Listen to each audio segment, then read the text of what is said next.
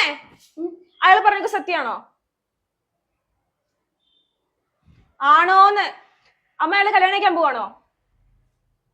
അതെ. അമ്മയുടെ നാണം കെടുത്തിട്ട് നടക്കുകയാണോ? ഈ പ്രായത്തിലാണോ നീ കല്യാണം കഴിക്കുന്നേ? വയസ്സ് എത്രയായി? ഞാൻ എങ്ങനെ ആൾക്കാരുടെ മുന്നിൽ നോക്കുന്നേ? ഒന്നും പറയാനില്ലേ?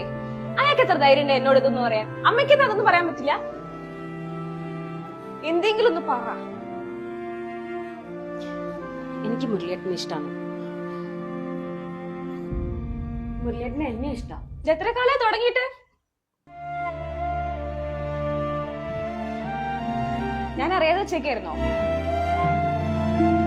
ഞാൻ ആൾക്കാരെ മുന്നിൽ എങ്ങനെ നോക്കും? ഞാൻ എന്റെ ഫ്രണ്ട്സിന്റെ അടുത്ത് എങ്ങനെ പോകും? ഈ പ്രായത്തിൽ അമ്മ കല്യാണം കഴിക്കാൻ ഞാൻ എങ്ങനെ അവരോട് പറയും?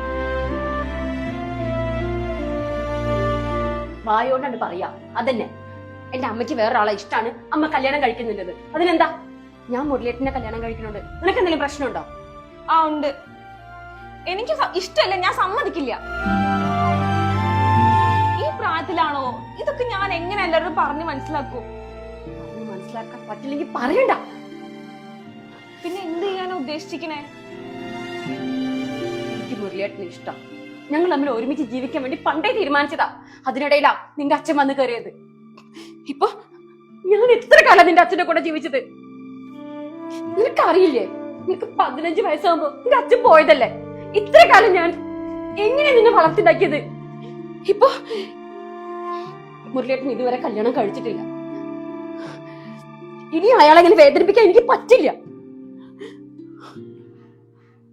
അപ്പൊ അച്ഛനും ഞാനൊക്കെ അമ്മയ്ക്കൊരു ഭാരമായിരുന്നല്ലേ? മോളെ, അച്ഛൻ പോയിട്ട് എന്നെ വളർത്തിയത് അമ്മയ്ക്ക് ഇത്ര വലിയ ഭാരം? അമ്മ അങ്ങനെയല്ല പറഞ്ഞത്. പിന്നെ എത്രയെന്ന് വെച്ചിട്ടാ അമ്മ ഒറ്റയ്ക്ക് ഇങ്ങനെ കഴിയാ?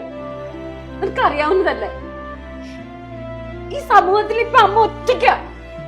ആകെ ഉണ്ടാവും നീ മാത്ര. ഞാനിവിടുത്തെ ഉണ്ടല്ലോ. നീ കല്യാണം കഴിഞ്ഞു അജീഷിന്റെ വീട്ടിലേക്ക് പോയിട്ട് എത്ര ദിവസം കൂടുമ്പോഴാ എന്നെ ഒന്ന് വന്ന് കാണുന്നത്? എത്ര ഞാൻ നിന്നെ വിളിക്കുന്നുണ്ട്. എനിക്ക് മടുത്ത് ഈ ഏകാന്തതയിൽ ജീവിച്ചിട്ട്.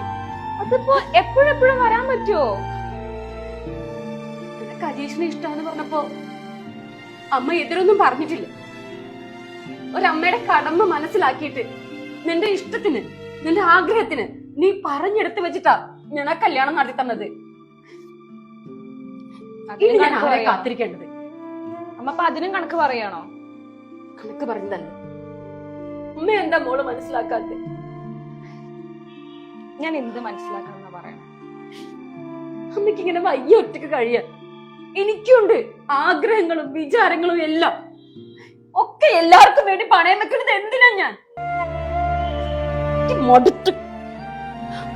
ഇനിയും ഇങ്ങനെ വല്ലവർക്കും വേണ്ടി ജീവിക്കാൻ എന്നെ കൊണ്ട് പറ്റില്ല. എന്റെ കടപ്പാടുകളെല്ലാം ഞാൻ തീർത്തു കഴിഞ്ഞു. മാന്യമായിട്ട് അയാൾ എന്നെ കല്യാണം കഴിക്കാന്നാ പറഞ്ഞിട്ടുള്ളത്.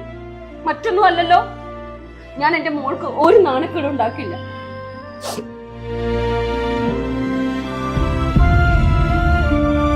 വിഷമിക്കാതെ. ശരി, മുരളങ്കലിന്റെ അടുത്ത് അല്ല അച്ഛൻ്റെ അടുത്ത് എന്നെ ഒന്ന് കാണാൻ പറഞ്ഞു. ഒന്നുകൂടെ സംസാരിക്കും.